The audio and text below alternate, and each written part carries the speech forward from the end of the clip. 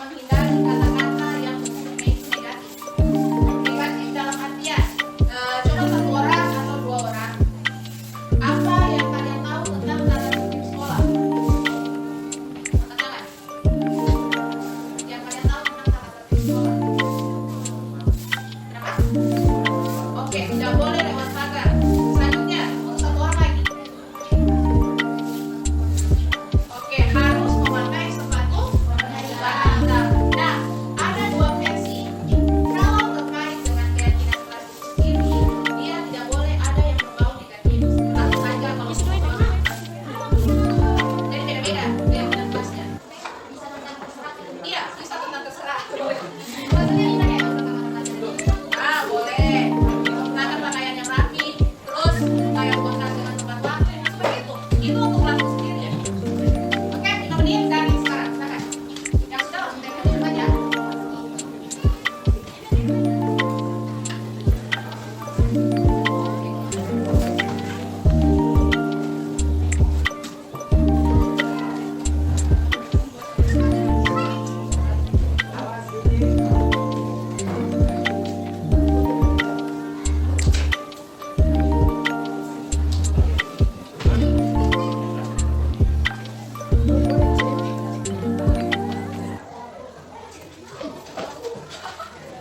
Yang sudah selesai tulis tempel di papan.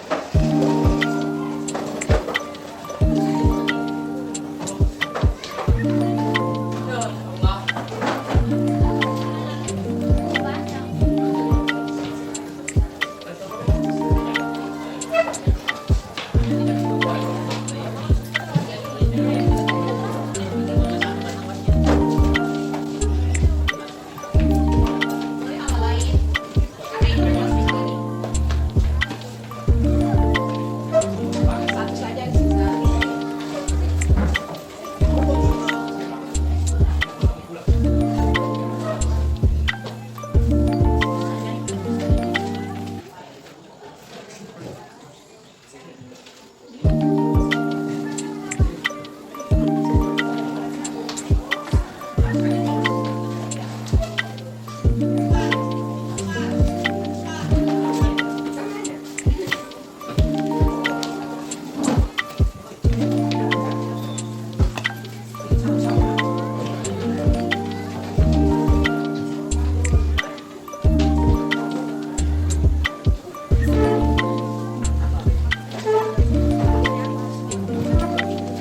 Masih ada? Masih, makasih. Febri awalnya banyak sekali. Oke, pulang.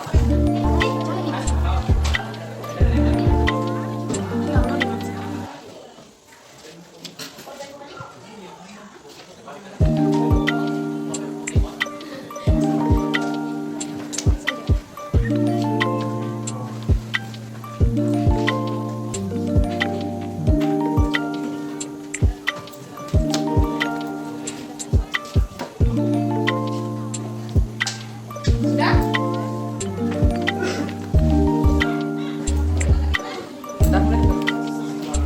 Oke, sudah semua?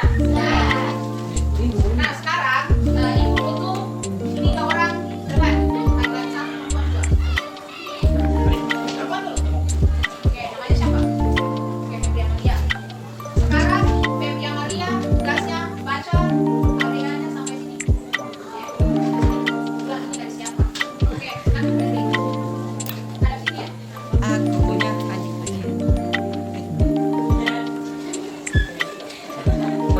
Boleh tuh.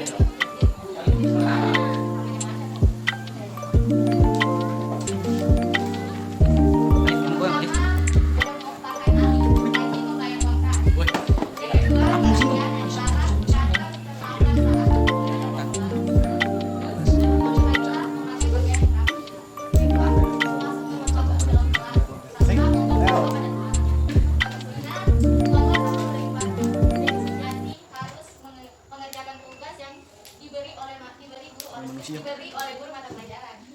Jadi kalian mengumpul tugas dengan guru mapel tepat waktu. Itu keren. Paling cepat. Pada harus datang tepat waktu. Baru alir harus membayar uang kasir. Ayo cepat.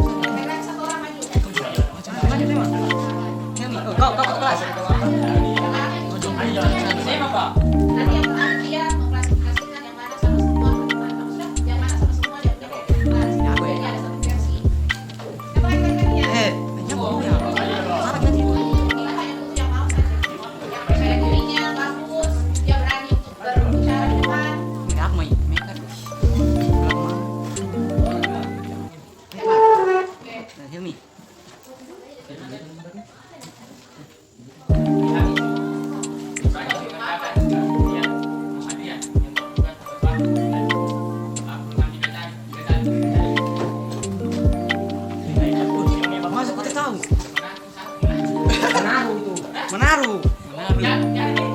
Ada.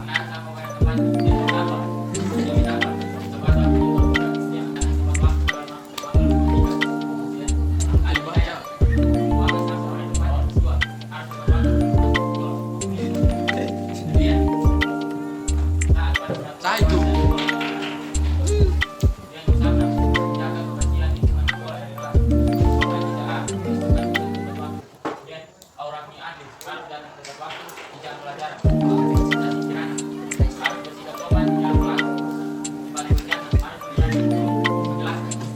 Oke,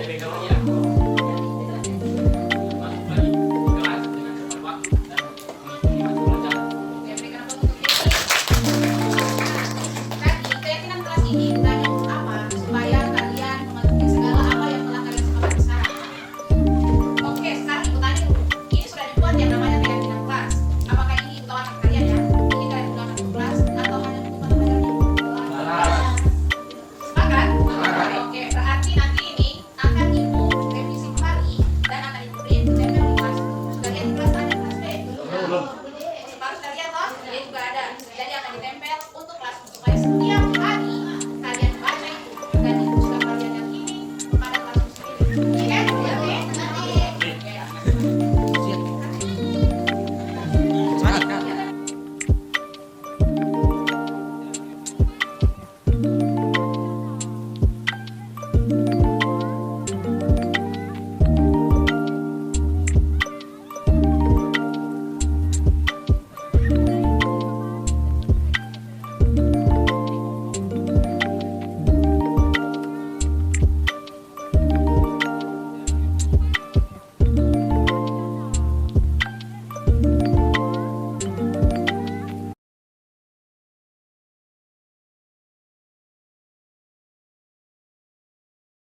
Assalamualaikum warahmatullahi wabarakatuh.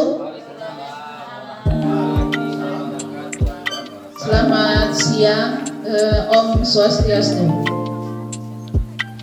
Alhamdulillahirrabbilalamin. Puji syukur kita panjatkan kehadiran Allah Subhanahu wa Ta'ala, Tuhan yang Maha Esa, karena pada siang hari ini kita masih diberikan kesehatan, keafiatan, sehingga kita bisa berkumpul di sekolah kita yang tercinta dalam rangka untuk diseminasi modul 1.4 budaya positif untuk tugas saya sebagai calon guru penggerak. Baik Bapak Ibu, terima kasih atas kesempatannya untuk bisa hadir dan berkumpul bersama di ruang guru ini untuk menyaksikan dan melihat pemaparan terkait dengan budaya positif di sekolah kita. Untuk itu saya, Ibu Anita, calon guru penggerak angkatan ke-7,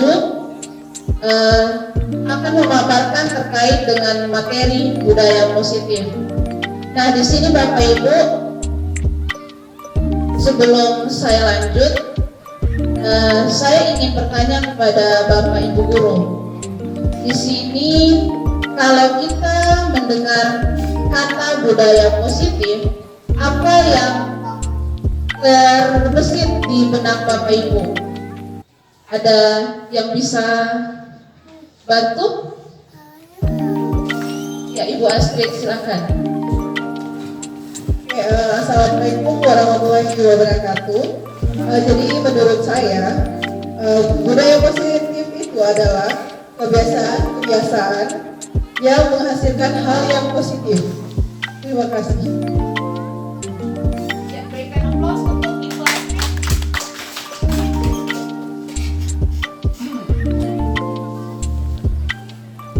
Terima kasih untuk Ibu Astrid. Terkait dengan budaya positif ini adalah nilai-nilai, keyakinan-keyakinan atau suatu kebiasaan yang berpihak pada murid, yang di dalamnya mengandung sejumlah kegiatan yang mampu menumbuhkan karakter murid. Di sini Bapak Ibu, terkait dengan budaya positif, saya akan memaparkan terkait ada 7 budaya positif yang akan saya sampaikan. Yang pertama yaitu perubahan paradigma belajar, disiplin positif, motivasi perilaku manusia, kebutuhan dasar manusia, posisi kontrol, keyakinan kelas, dan yang terakhir tentang segitiga restitusi.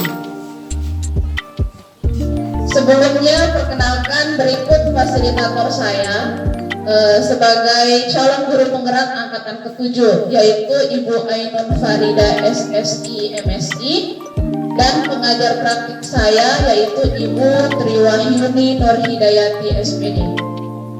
Jadi beliau berdua yang selalu mendampingi saya dalam proses pendidikan selama 9 bulan untuk menjadi guru penggerak di Kabupaten Sigi. Nah, sebelum kita lanjut, di sini Bapak Ibu saya mempunyai sebuah pertanyaan pemantik. Bapak Ibu setuju atau tidak setuju?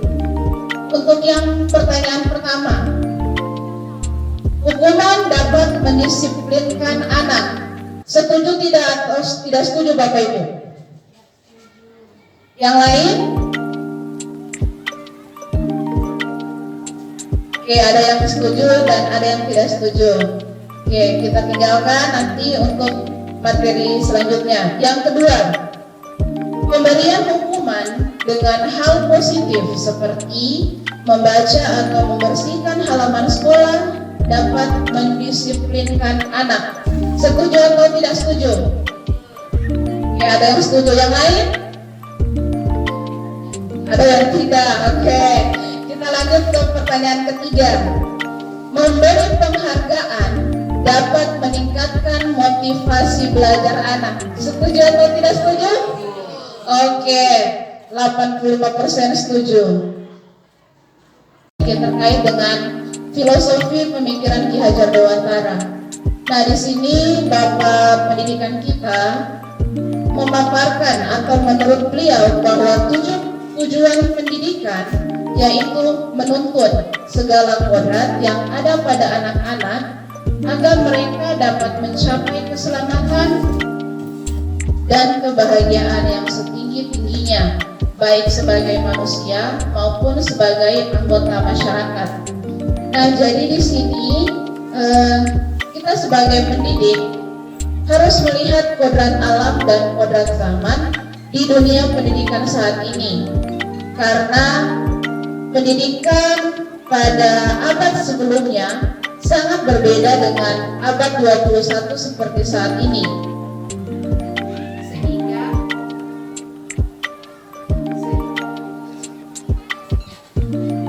Sehingga tentunya tindakan dari kita sebagai guru akan berbeda pula dengan zaman dulu dengan yang zaman sekarang. Nah, untuk materi pertama, perubahan paradigma belajar. Sekarang Bapak Ibu ada sebuah kertas di hadapan Bapak Ibu, tuliskan benda atau sesuatu yang sangat berharga untuk Anda di dalam kertas tersebut. Kemudian Bapak Ibu genggam dalam suatu kepalan. Mungkin Pak Adri bisa dengan Pak Ahmad, Ibu Nikma dengan Ibu Marlin. Jadi di sini semua berpasangan. Ibu Mary STH dengan Ibu Mary Ligi. Jadi satu orang menggenggam, satu orang merayu terkait dengan apa yang digenggamnya tersebut. Bapak Ibu sudah ada sebuah kepalan kita, sebuah kertas di kepalanya. Oke, sekarang tangannya dikepal. Terus langkah selanjutnya teman, misalnya Ibu Marin,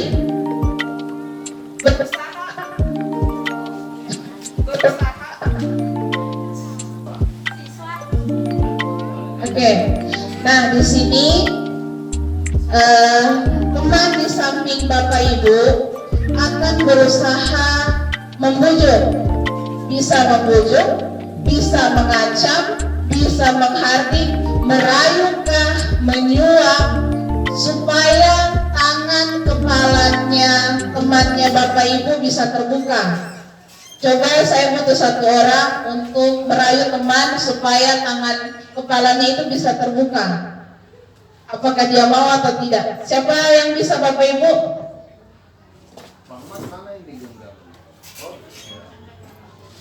Oke, mungkin Pak Ahmad dengan Pak Adri. Pak Ahmad yang merayu, Pak Adri yang berusaha untuk dirayu. Boleh merayu, boleh mengancam, menghardik, entah dengan cara apapun itu. Pak, boleh tidak Pak, saya minta yang tangannya Bapak. Apa alasan Bapak supaya saya bisa buka ini? Iya. Sebentar. Kalau misalnya Bapak buka itu, sebentar kita ke warung makan Pak. Janji ya? Iya Pak.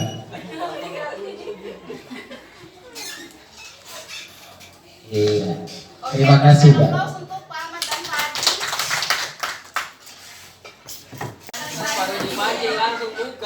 Oke, mungkin Bapak Ibu saya butuh satu orang lagi. Satu pasangan. Oke, Ibu Mary Kuadrat. Kan nanti ditanya. Boleh saya tahu enggak? Apa yang kamu pegang itu? Hah? Ih, pelit sekali kamu ini. Boleh lihat saya apa kamu pegang? Tidak mau juga. Iya. Harus Ibu, kalau anak yang baik itu harus memperlihatkan apa anak yang jujur. Harus Ibu jujur apa yang Ibu pegang itu. Kalau Ibu tidak memberitahukan kepada saya, nanti saya lapor ke kepala sekolah. Jangan barang-barang tajam itu.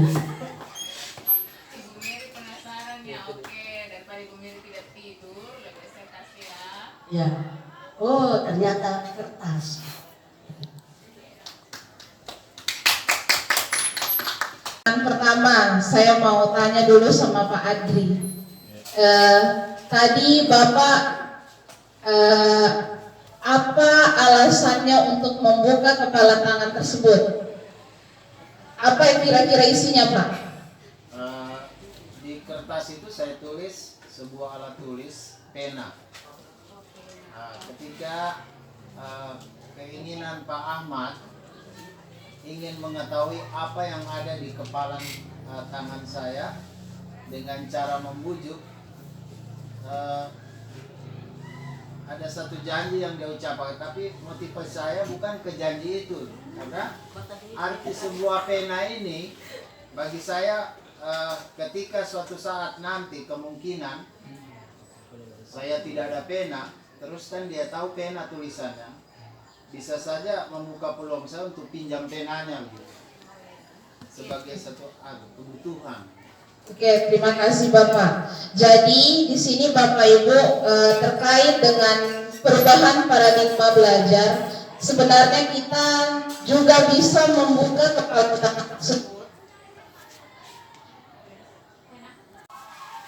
Oke, jadi Bapak Ibu terkait di sini dalam kegiatan ini siapa yang memegang kendali atau kontrol untuk membuka atau menutup kepala tangan? Siapa kira-kira Bapak Ibu yang memiliki kendali untuk membuka dan menutup kepala tangan tersebut? Siapa Bapak Ibu? Siapa yang punya kendali atau posisi kontrol? Ada yang bilang merayu. Yang lain Bapak Ibu? Yang ngepal. Oke. Jadi di sini Bapak Ibu yang memegang kendali di sini adalah yang mengepal tangannya. Jadi di sini Bapak Ibu yang mengepal tangan tersebut dia ada di posisi kendali. Jadi bisa membuka atau menutup kepala tangannya. Nah, terkait dengan posisi kontrol paradigma belajar, di sini ada yang namanya stimulus respon dan teori kontrol atau pilihan.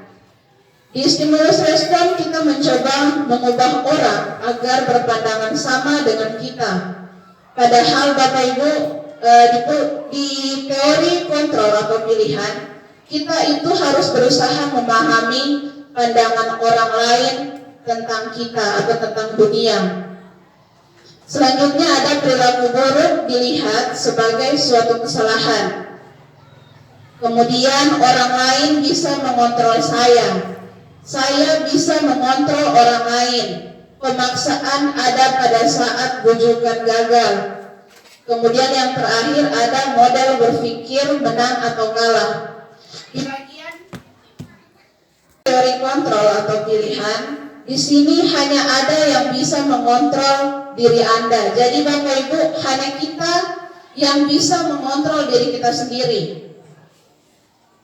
Anda tidak bisa mengontrol orang lain. Dan yang berikutnya, model berpikir menang.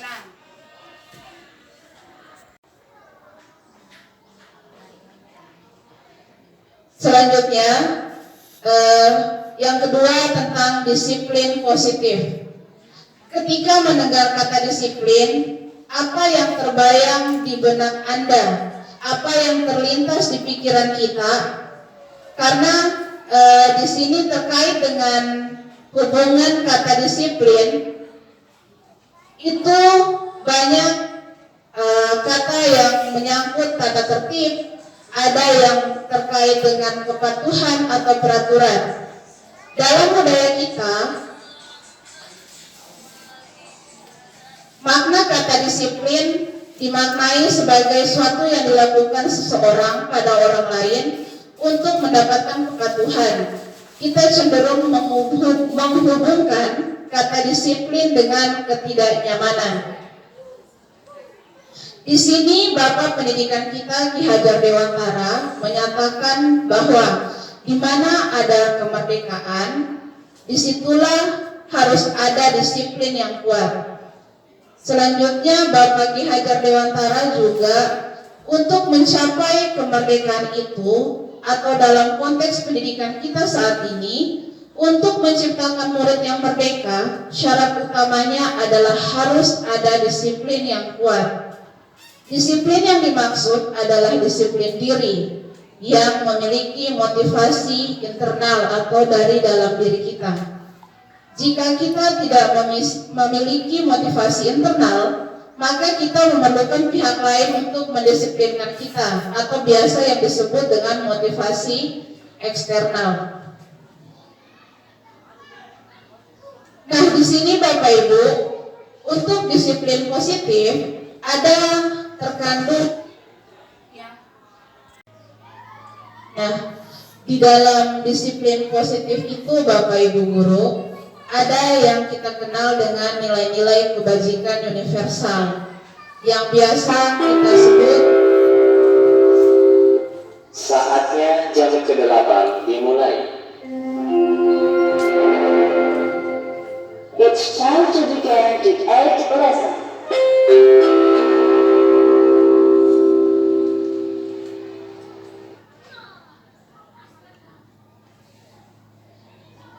Yang kita kenal dengan profil pelajar Pancasila. Nah, di dalam profil pelajar Pancasila ini Bapak Ibu, ada yang dikenal dengan, ada yang kita tahu beriman, bertakwa kepada Tuhan Yang Maha Esa, dan berakhlak mulia. Di sini ada pada sila pertama di Pancasila, yaitu ketuhanan Yang Maha Esa. Kemudian yang kedua, berkebinekaan global. Nah, di dalam berkebinekaan global ini Bapak Ibu, kita di negara Indonesia yang tercinta ini, kita kenal dengan yang namanya Bhinneka Tunggal Ika. Berbeda-beda tetapi tetap satu. Jadi kita Bapak Ibu walaupun berbeda, kita tetap memiliki satu tujuan yang sama. Yang ketiga, yaitu gotong royong.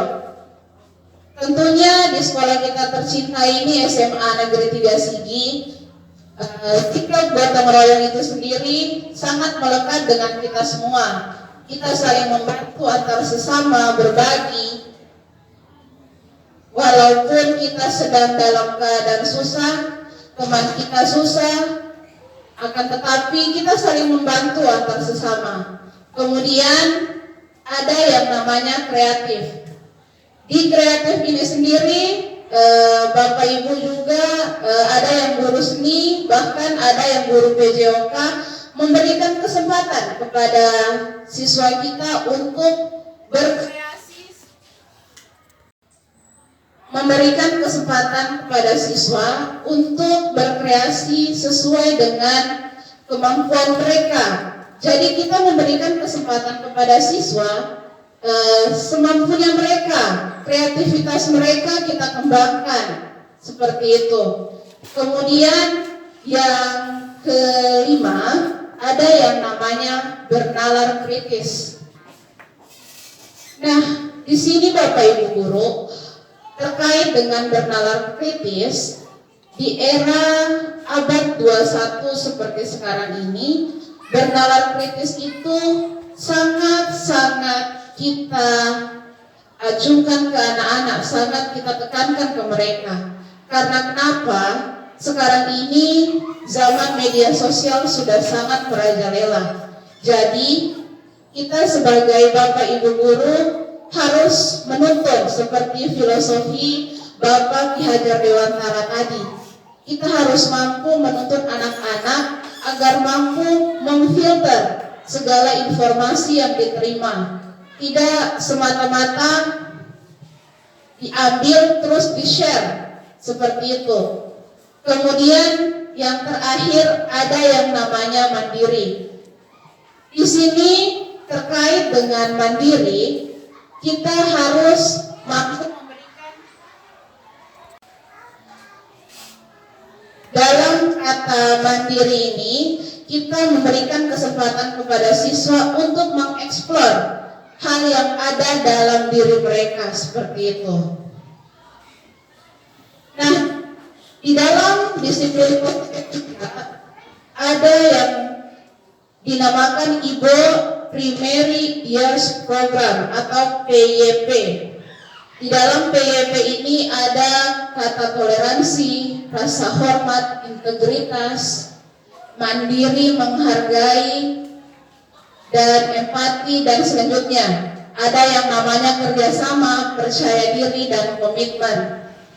Terus ada juga the 7 essential virtues.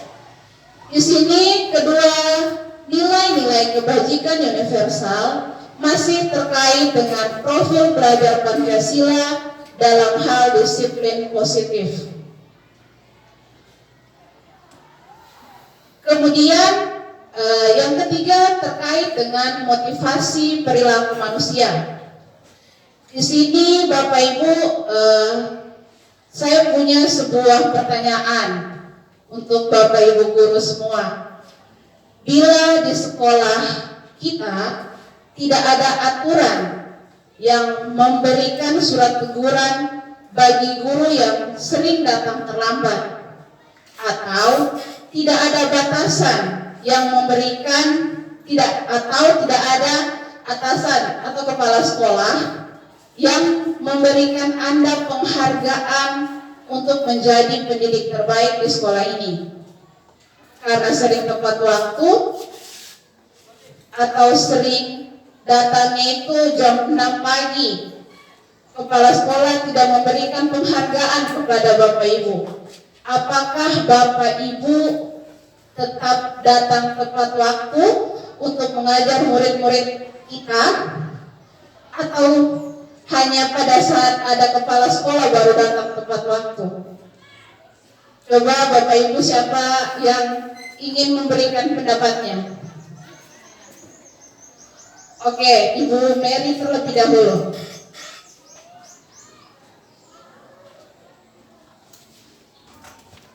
Terima kasih atas kesempatan yang diberikan kepada saya.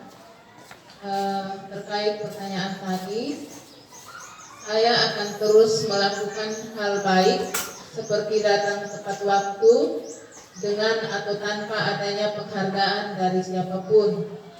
Karena menurut saya keteladanan tidak memerlukan penghargaan untuk tetap dijalani. Karena hal itu timbul dari dalam diri sendiri tanpa adanya tendensi apapun.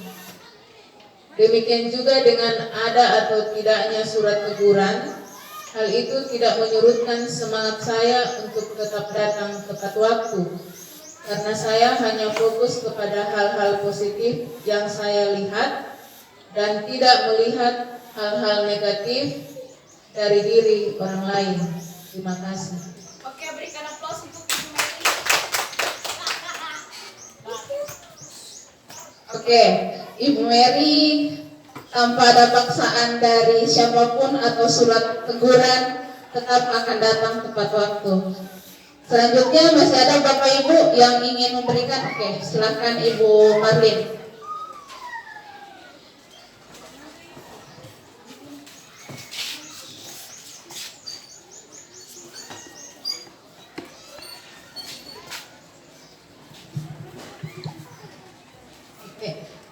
Terima kasih atas kesempatannya.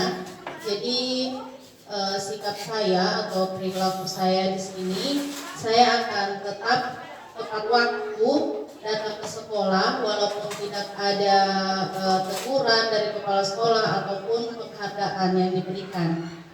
Karena menurut saya penghargaan terbaik adalah jika saya tahu dan bisa melihat murid-murid saya memiliki motivasi belajar yang tinggi dan semangat untuk meraih cita-cita. Terima kasih. Oke, berikan aplaus untuk Ibu Marlin.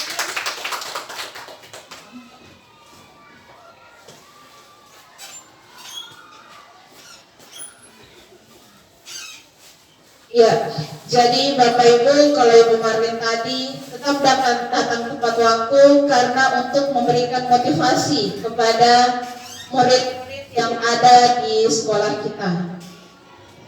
Nah, jadi di sini Bapak Ibu terkait dengan motivasi perilaku manusia itu ada 3. Yang pertama, untuk manusia.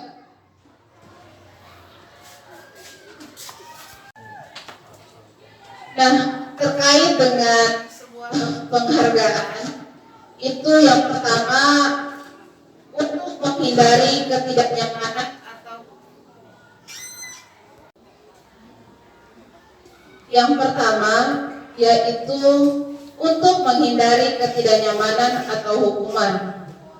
Di sini ada pertanyaannya, apa yang akan terjadi apabila saya tidak melakukannya? Jadi di sini contohnya Bapak Ibu dari surat teguran tadi, misalnya ada tidaknya surat teguran itu, apakah Bapak Ibu akan tetap datang tepat waktu ke sekolah?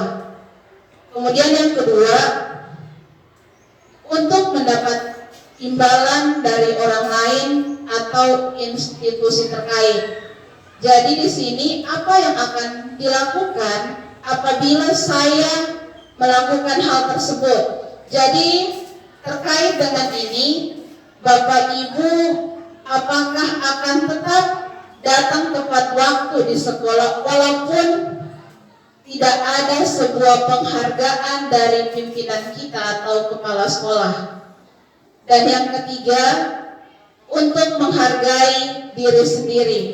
Nah, di sini terkait dengan pertanyaan saya sebelumnya tadi dari Ibu Mary maupun dari Ibu Marlin, ternyata motivasi yang muncul dari Ibu Guru tadi, Ibu Marlin maupun Ibu Mary itu datangnya dari diri mereka sendiri, tanpa ada tendensi atau peringatan ataupun penghargaan dari Ibu Kepala Sekolah seperti itu.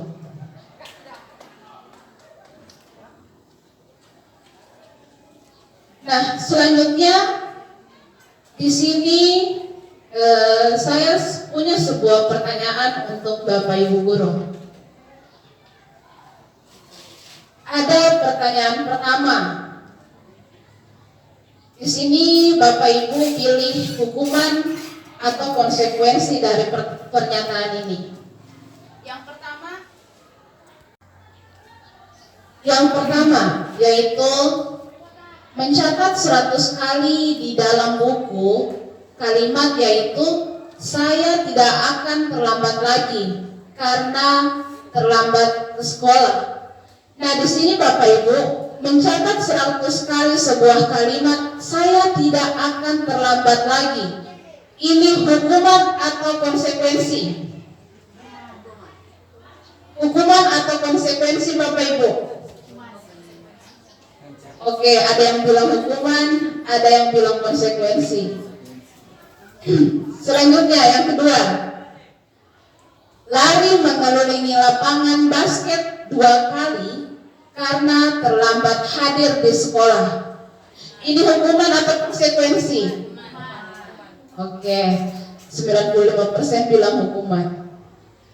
Yang ketiga, murid diminta untuk push up 15 kali karena tidak menggunakan masker ke sekolah. Hukuman atau konsekuensi? Oke, 50% bilang hukuman, 50% bilang konsekuensi. Yang berikutnya, menggantikan kertas tugas teman yang telah dicoret-coret. Oke, 95% bilang konsekuensi. Lanjut, membersihkan tumpahan air di meja tulis karena tersenggol pada saat belajar. Konsekuensi. Lanjut, murid disuruh untuk mengenakan sepatu seharian di sekolah karena tidak mengenakan sepatu hitam. Hukuman atau konsekuensi? Oke, hukuman. Mengelilingi lapangan basket sebanyak 2 kali karena terlambat 10 menit untuk pelajaran PJOK. Hukuman atau konsekuensi? Oke, untuk melihat jawabannya berikut Bapak Ibu. Kalau yang 100 kali tadi itu hukuman, lari mengelilingi lapangan basket itu hukuman. Oke. Untuk membersihkan tumpahan air itu konsekuensi. Murid disuruh tidak mengenakan sepatu karena tidak mengenakan sepatu hitam itu hukuman. Lari mengelilingi lapangan basket itu konsekuensi.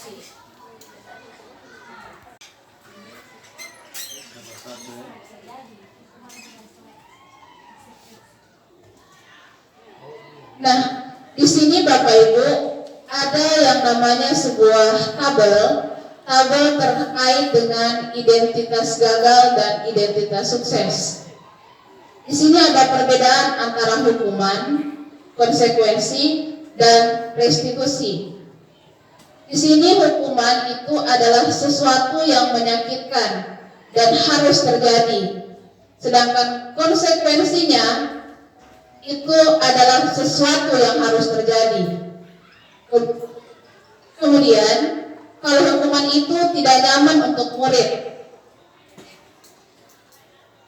Kalau konsekuensi itu tidak nyaman untuk murid, akan tetapi jangka waktunya itu lebih pendek. Kalau hukuman tadi itu jangka waktunya itu lebih panjang. Dan kalau yang namanya hukuman itu juga sifatnya memaksa murid.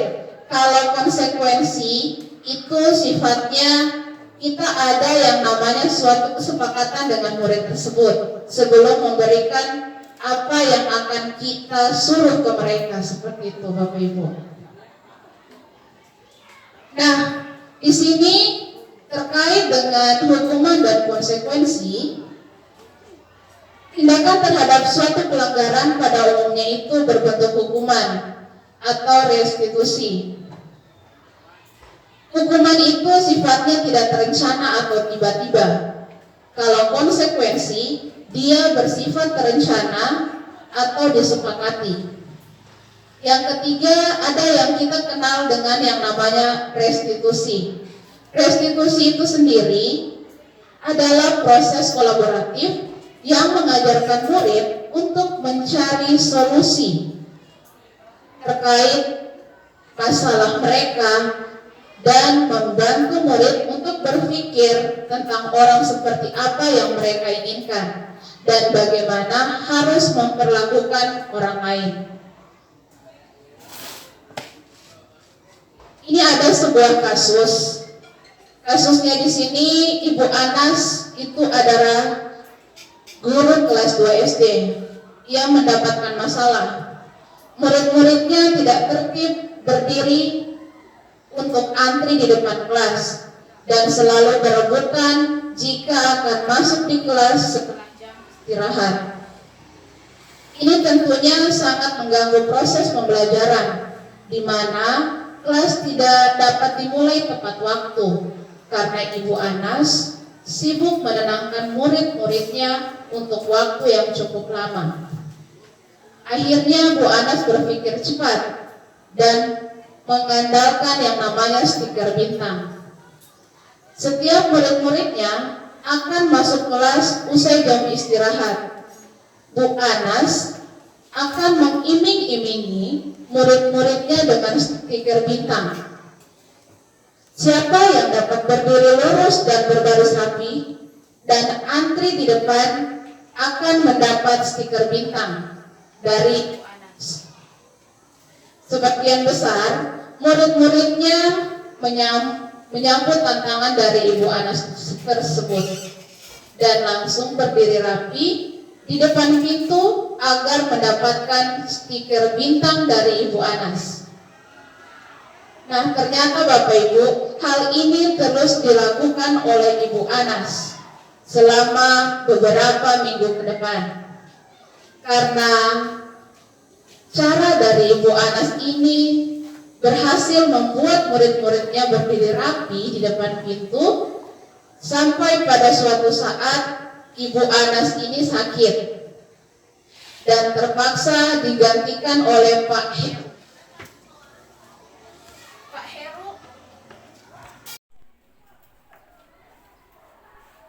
Nah, untuk pertanyaan yang kedua Bapak Ibu, adakah cara lain agar murid-murid kelas 2 bersedia antri di depan kelas tanpa harus diberikan penghargaan stiker bintang? Adakah Bapak Ibu guru yang bisa menjawab ini pertanyaan? Ada. Oke, Pak Adri, silahkan Bapak. Ya, terima kasih. Saya jawab sesuai dengan pengalaman yang saya alami, supaya anak-anak kembali disiplin dengan aturan yang ada. Yang pertama tentunya kita harus buat keyakinan kelas. Artinya keyakinan kelas itu bukan sekolah atau guru yang buat, tapi aturan itu asalnya dari murid, oleh murid, dan untuk murid. Sehingga ketika ada keyakinan kelas yang sudah disepakati, berarti anak-anak itu punya tanggung jawab pada dirinya sendiri, karena aturan itu asalnya dari siswa itu sendiri. Ya, demikian. Oke, berikan aplaus untuk Pak Adri Bapak Ibu. Oke, salah satunya dengan membuat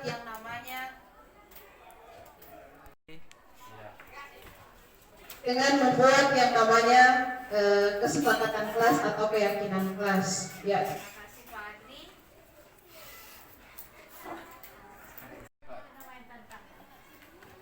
Nah, di sini Bapak Ibu terkait dengan hal tadi, kalau misalnya Pak Heru tidak tahu itu yang namanya aturan dari Ibu Anas, berarti sebuah penghargaan itu dapat kita artikan sebagai hukuman. Karena kenapa? Ketika suatu saat ini stiker bintang sudah tidak dilakukan lagi, kesannya di sini kita seperti menghukum murid, karena mereka beranggap kalau tidak ada yang namanya stiker bintang, saya sudah tidak dihargai lagi, seperti itu. Nah, terkait dengan hal tersebut, penghargaan ini ada beberapa item. Yang pertama, pengaruhnya itu jangka panjang dan jangka pendek. Contohnya, jika kita menggunakan penghargaan lagi dan lagi, maka orang tersebut akan tergantung pada penghargaan yang diberikan serta kehilangan motivasi dari dalam dirinya. Yang kedua, penghargaan itu tidak efektif, Bapak Ibu, karena jika kita memberikan suatu penghargaan untuk melakukan sesuatu, maka kita harus terus-menerus memberikannya. Orang yang berusaha, misalnya orang yang berusaha berhenti merokok, atau orang yang berusaha untuk diet menguruskan badan, bila kita memberikan penghargaan, maka usahanya tersebut hampir tidak berhasil, karena ia melakukannya karena untuk mendapatkan penghargaan. Yang ketiga, penghargaan itu menghentikan sebuah kreativitas dari kita sendiri, Bapak Ibu. Di sini penelitian menunjukkan bahwa pekerjaan seni atau sebuah penulisan cerita menjadi kurang kreatif bila dijadikan sebuah hadiah atau penghargaan. Ada yang namanya penghargaan itu dapat merusak hubungan. Ketika seseorang diberi penghargaan atau dipuji di depan orang banyak, maka orang lain pasti akan merasa iri, Bapak Ibu, dan sebagian dari mereka akan tidak menyukai orang yang diberikan penghargaan tersebut. Dan ada penghargaan yang berikutnya yang bersifat memukul. Ini namanya pencet bel. Selanjutnya, di sini Bapak Ibu, penghargaan itu dapat merusak hubungan. Contohnya, ketika seseorang diberi penghargaan atau dipuji di depan orang banyak, maka orang lain akan merasa iri dan sebagian dari mereka tidak akan menyukai orang yang diberikan penghargaan tersebut. Yang berikutnya, penghargaan itu dapat mengurangi ketepatan. Contohnya, anak-anak yang mendapatkan permen, jawabannya itu banyak yang tidak tepat dibandingkan anak-anak yang hanya diberitahu jawabannya yang benar. Dan yang terakhir, ada penghargaan itu bisa menurunkan kualitas seseorang. Contohnya, karena akibat dari seringnya penghargaan diberikan, orang tersebut akan menurun hasil kinerjanya.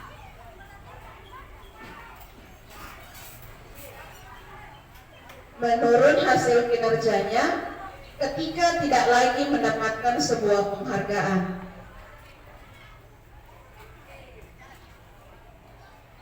Di sini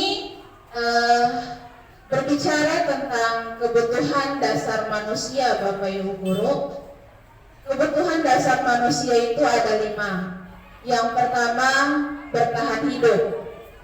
Yang kedua, ada yang namanya penguasaan. Yang ketiga, kebebasan. Yang keempat, itu kebutuhan akan sebuah kesenangan.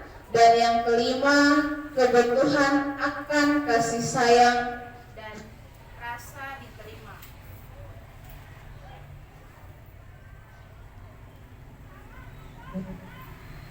Kebutuhan dasar manusia di sini, saya mempunyai sebuah contoh kasus, Bapak Ibu. Ada siswa yang namanya Dinda, seorang anak kelas 3 SD. Begitu tiba di rumah, sepulang dari sekolah, ia menangis dan mengadu pada ibunya bahwa ia benci pada Ibu Rani. Ibu Rani itu adalah gurunya.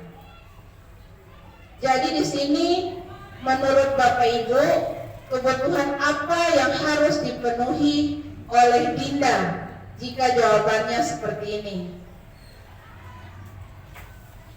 Nah, untuk yang pertama, di sini Ibu Guru bilang, aku tidak boleh bersenandung sewaktu mengerjakan tugas. Katanya, kelas itu harus tenang, tidak ada suara. Jadi di sini pada saat pembelajaran, si Dinda tadi itu menyanyi-menyanyi dalam kelas. Dia bilang tidak seru kalau tidak menyanyi di dalam kelas. Nah, jadi dari kasus ini Bapak Ibu, Dinda itu berkebutuhan akan sebuah kesenangan di dalam kelas. Yang kedua, Ibu guru tidak menyapaku hari ini. Ini Dinda melapor sama mamanya. Padahal aku pakai jepit rambut baru. Jadi Bapak Ibu, di sini si Dinda butuh yang namanya sebuah cinta dan kasih sayang dari ibu gurunya. Dia maunya ditegur sama ibu gurunya bahwa dia itu dapat ada pakai jepit rambut baru. Pernyataan ketiga, di sini Dinda bilang, aku sebel, gambarku tidak rapi. Malah ibu guru nunjukin ke teman-temanku di depan kelas. Nah, di sini Dinda butuh akan sebuah penguasaan. Maunya si Dinda, janganlah gambarnya yang tidak rapi itu ditunjukkan ke teman-temannya. Yang keempat, Dinda bilang, aku bosan. Malah masa belajarnya cuma begitu-begitu aja, dengerin ibu guru aja. Jadi di sini terkait dengan kebutuhan, Dinda butuh sebuah kebebasan untuk mengeksplor dirinya, seperti itu. Nah, terkait dengan materi selanjutnya, posisi kontrol.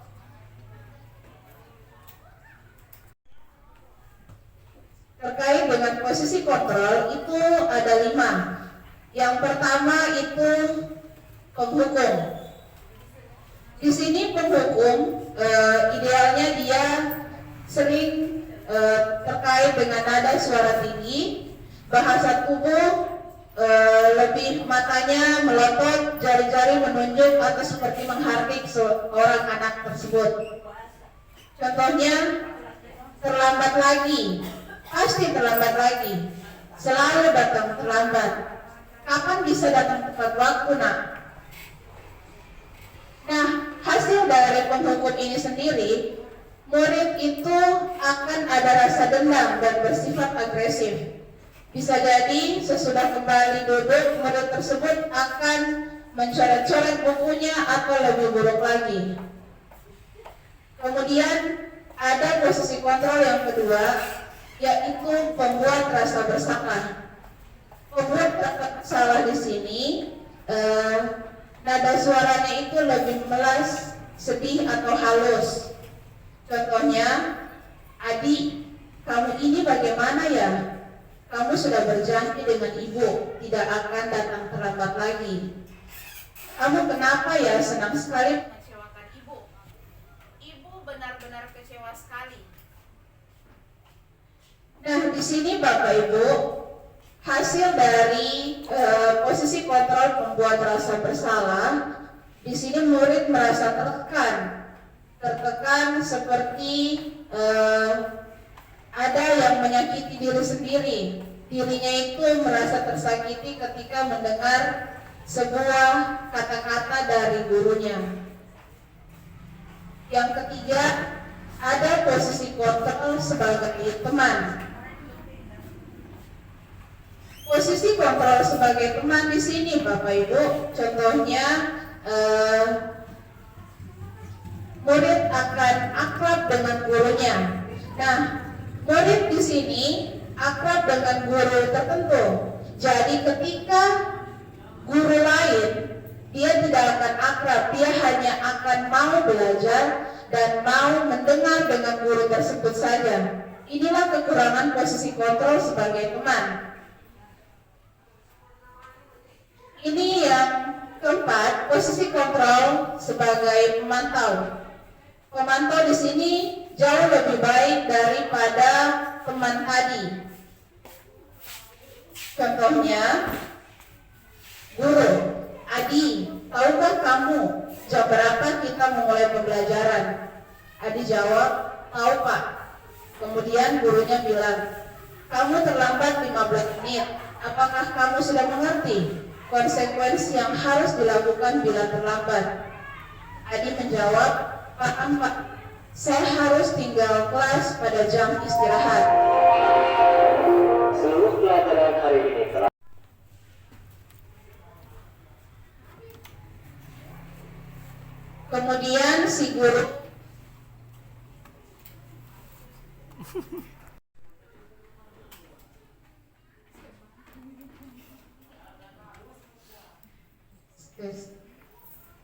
Kemudian gurunya menjawab, ya benar, nanti pada saat jam istirahat, kamu harus tinggal di kelas untuk menyelesaikan tugas yang tertinggal tadi.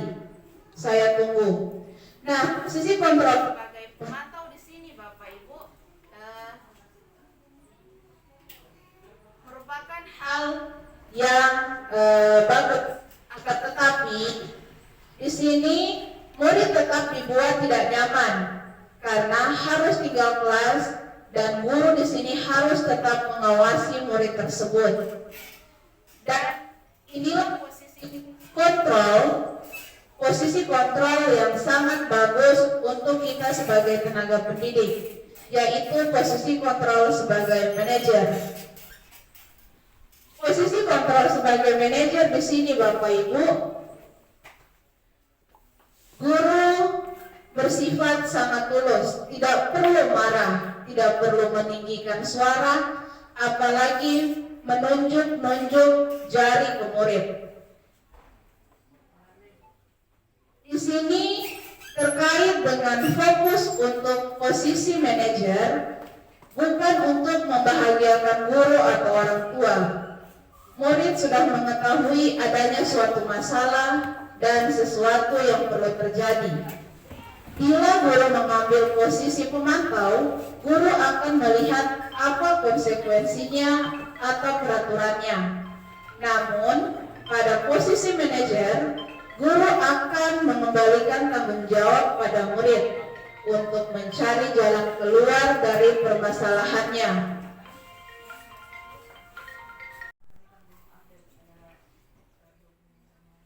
Di posisi manajer ini, tanggung jawab itu terletak pada murid untuk mencari jalan keluar dari permasalahan yang terjadi. Tentunya di sini permasalahan itu sendiri butuh bimbingan dari guru yang bersangkutan. Nah, di sini Bapak Ibu, selanjutnya terkait dengan keyakinan kelas. Kemarin saya sebagai seorang calon guru penggerak telah melakukan yang namanya keyakinan kelas di kelas 10C, 10D, dan kelas 10E. Di sini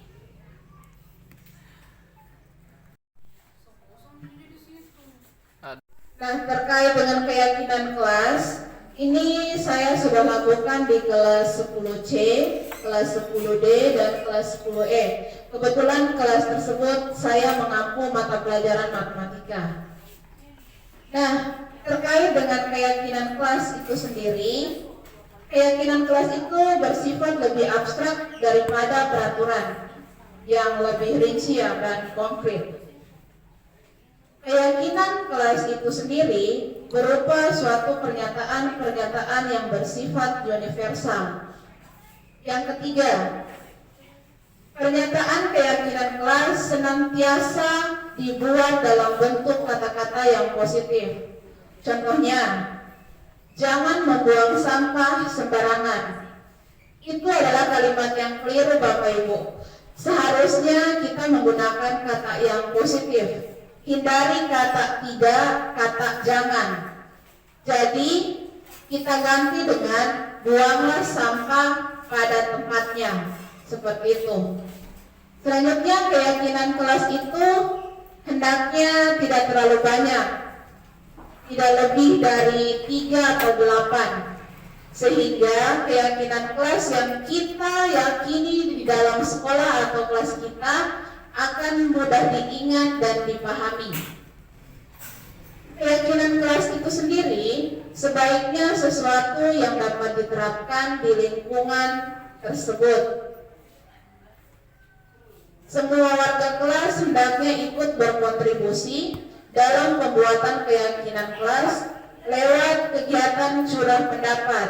Artinya di sini Bapak Ibu, keyakinan kelas itu sendiri harus berasal dari siswa itu sendiri. Yang terakhir, kita bersedia atau meninjau kembali keyakinan kelas dari waktu ke waktu. Jadi kita pantau anak didiknya kita di kelas terkait dengan keyakinan kelas yang sudah kita sepakati. Adapun langkah awal yang kita lakukan untuk keyakinan kelas itu, yang pertama, guru menjelaskan tentang pengertian dan pentingnya kesepakatan kelas. Yang kedua, guru memfasilitasi peserta didik untuk membuat kesepakatan kelas. Yang ketiga, kesepakatan kelas yang telah disepakati selanjutnya ditandatangani seluruh warga kelas dan dipasang di dinding kelas. Sebaiknya Bapak Ibu dinding kelasnya yang kita tempel keyakinan kelas ini berada di depan. Usahakan di depan itu bisa terlihat setiap saat, setiap waktu oleh peserta didik kita. Yang keempat, sosialisasi kepada seluruh peserta didik tentang penumbuhan karakter dengan mengikuti kegiatan ekstrakurikuler. Dan pentingnya mengikuti kegiatan ekstrakurikuler itu sesuai dengan minat masing-masing. Dan yang terakhir, menumbuhkan, menanamkan, dan membiasakan nilai-nilai profil pelajar Pancasila baik di kelas maupun di luar kelas. Ini baru dikasih begini atau kemarin? Ini jeda.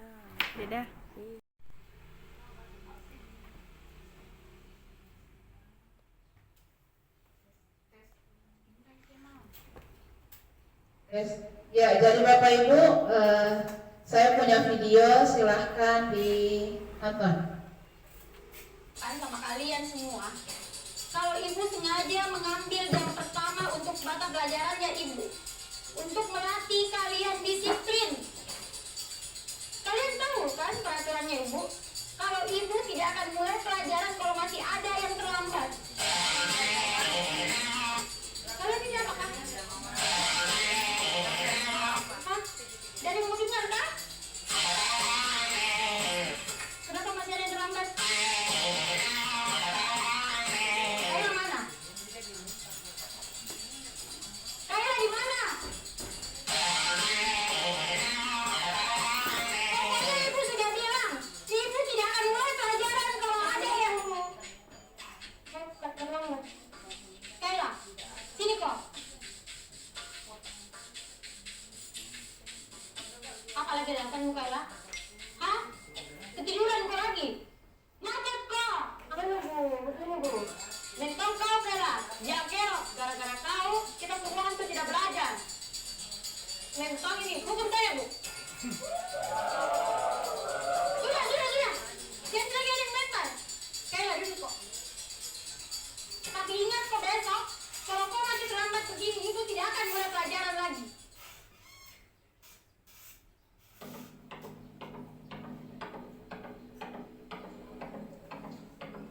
Selamat pagi anak-anak.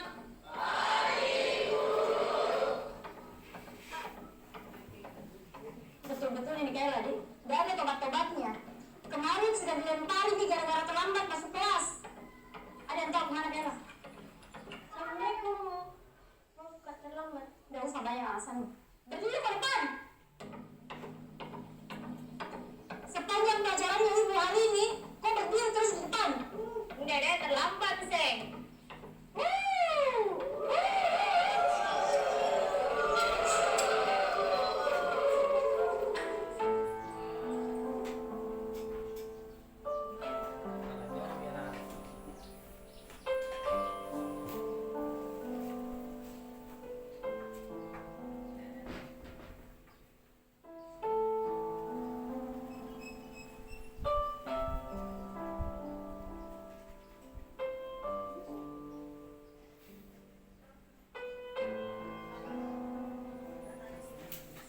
Sudah 1 jam lebih ini Kayla nggak datang. Kira-kira ada yang tahu kemana Kayla? Mungkin hari ini tidak masuk ibu, karena takut kirim kasih surat ke orang tuanya.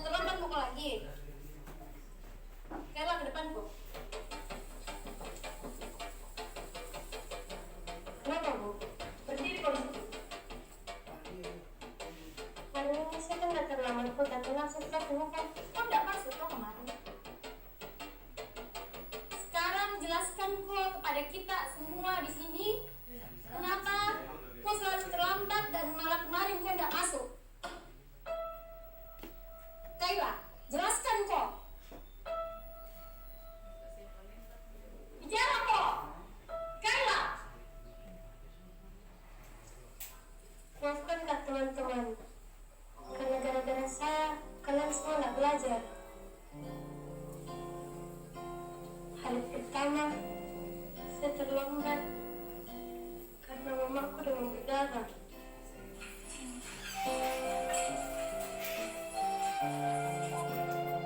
Harus keantar ke rumah sakit sebelum saya di sekolah.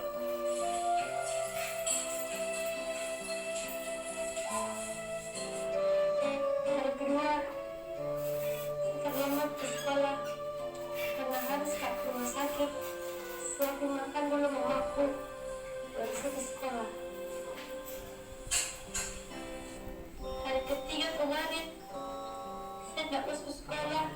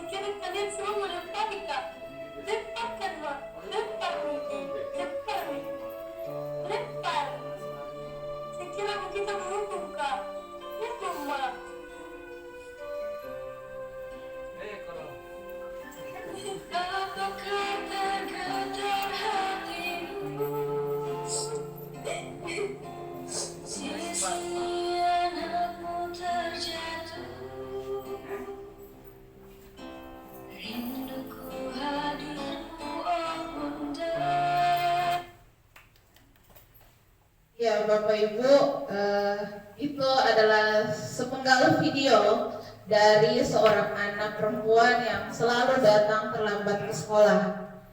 Nah, jadi di sini Bapak Ibu, kita sebagai seorang pendidik harus membuat yang namanya sebuah restitusi.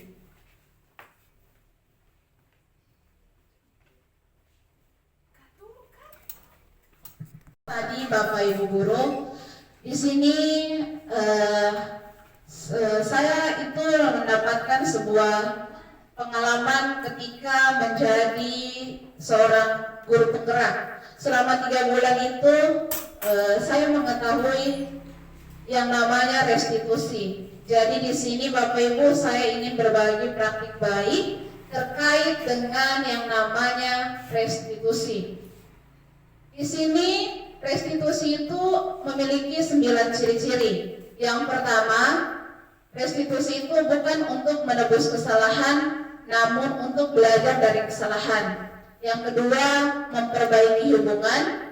Yang ketiga, kita memberi tawaran, bukan sebuah paksaan. Yang keempat, restitusi itu menuntun untuk melihat ke dalam diri seorang anak itu. Yang kelima, restitusi mencari kebutuhan dasar yang mendasari tindakan. Yang keenam, restitusi adalah cara yang paling baik. Selanjutnya yang ketujuh, yang menjadi fokus utamanya yaitu karakter, bukan sebuah tindakan. Yang kedelapan, fokus pada solusi.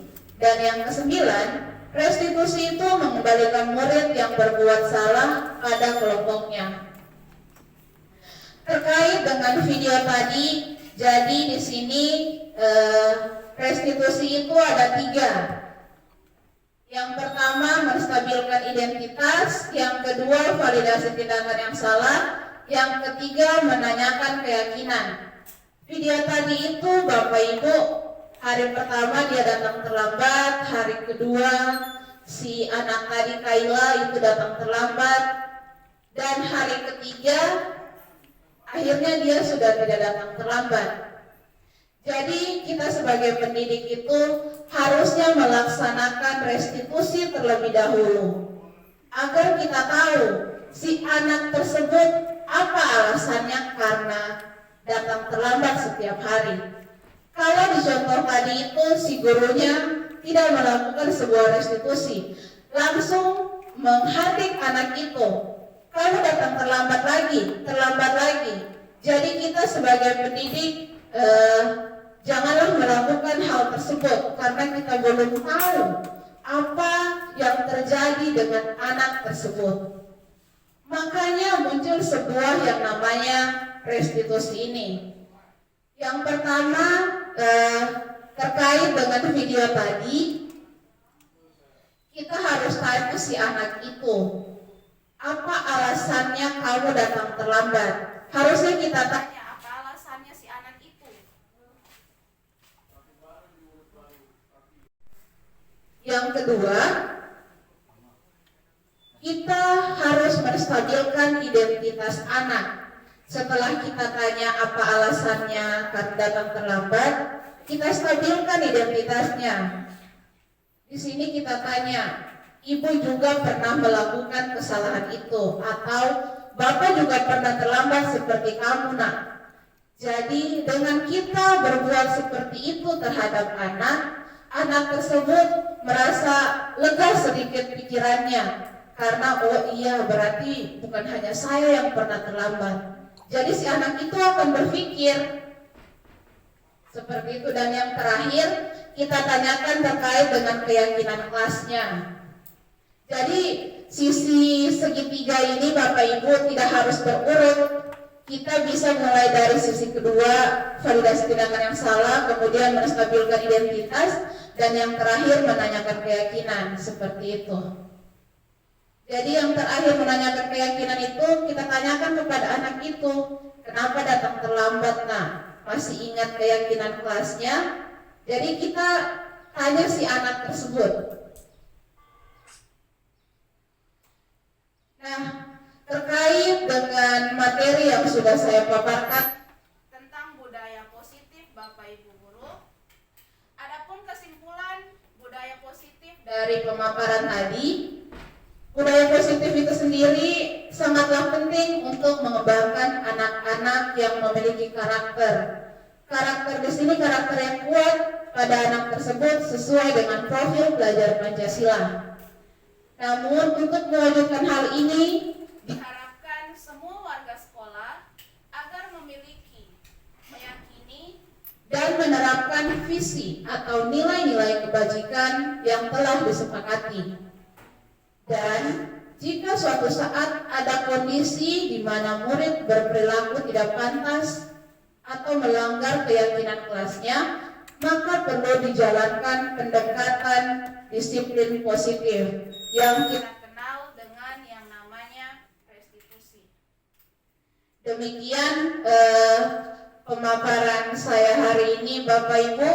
Terima kasih atas kesempatannya dari Ibu Kepala Sekolah, dari teman-teman sekalian yang sudah meluangkan waktu sampai jam segini.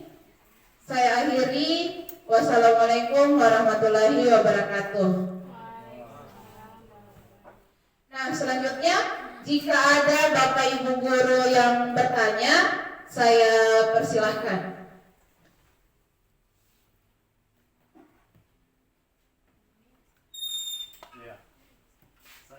Oh ya, silakan Pak Adri. Ya, terima kasih atas kesempatan ini.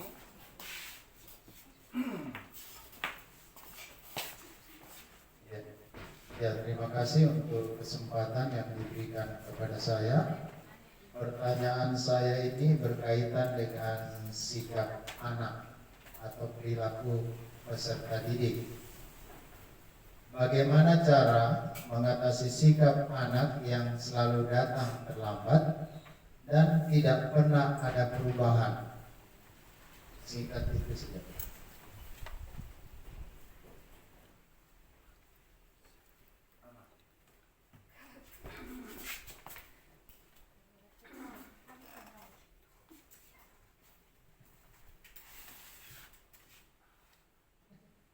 Ya, terima kasih atas pertanyaannya Fadri. Terkait dengan sikap si anak yang selalu datang terlambat, jika kita mendapatkan hal tersebut Bapak Ibu, maka kita sebagai guru harus perlu tanda tanya di situ. Jadi kita sebagai guru harus menanyakan kepada anak itu dengan melakukan yang namanya segitiga restitusi. Dengan kita melakukan segitiga restitusi, kita jadi tahu apa permasalahan yang dihadapi si anak tersebut, sehingga kita bisa tahu, oh si anak ini terlambat karena dia rawat ibunya terlebih dahulu, kasih makan mamanya di rumah. Atau kalau di lingkungan kita biasanya kan di sini banyak peternak, anak itu ternyata kemarin setelah saya tanya kenapa selalu datang terlambat, nah ternyata si anak ini, ibu saya minta maaf, saya datang terlambat berulang-ulang kali karena saya kasih makan sapiku dulu ibu. Begitu ternyata si anak ini. Jadi kita tanyakan bagaimana solusinya supaya tidak datang terlambat. Ternyata si anak ini menjawab lagi pertanyaan saya, ya ibu, nanti saya pagi-pagi sekali kasih makan sapi supaya saya tidak terlambat lagi. Jadi itu Bapak Ibu, kita stabilkan identitasnya, kita tanyakan keyakinannya, dan jangan lupa kita harus memvalidasi tindakan tersebut. Ya, selanjutnya ada lagi Bapak Ibu yang ingin bertanya? Oh, ya, Ibu Astrid silakan. Terima kasih kesempatannya. Yang saya ingin tanyakan yaitu terkait dengan keyakinan kelas. Apakah beda dengan tata tertib sekolah? Terima kasih. Ya, terima kasih Bu Astrid. Pertanyaannya sangat bagus. Apakah keyakinan kelas itu beda dengan tata tertib? Nah, untuk keyakinan kelas dengan tata tertib itu sendiri, kalau keyakinan kelas kita lebih dominasi ke anak. Jadi si anak itu yang merancang keyakinan kelasnya sendiri Bapak Ibu. Kita hanya sebagai menuntun mereka, kita hanya sebagai pengarah untuk mereka. Kalau tata tertib itu sikapnya hanya satu arah. Bersifat satu arah artinya kita yang buat untuk mengikat mereka tanpa harus melibatkan siswa. Jadi makanya hadirlah ini yang namanya sebuah keyakinan kelas. Kita memberikan kebebasan untuk anak untuk membuat dirinya atau membuat dirinya merdeka seperti itu. Ya, bagaimana Bu Astrid? Oke. Saya kira pertanyaan terakhir ini mungkin dari Ibu Nima. Kepada Ibu saya persilahkan.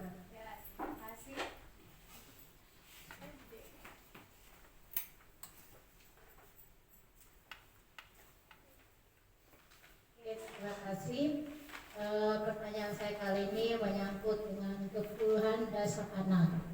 Kalau kita sebagai pendidik, bagaimana kita menyikapi dari kebutuhan dasar anak itu dengan rasa kasih sayang dan diterima kebebasan dan kesenangan. Demikian mungkin Ibu, terima kasih.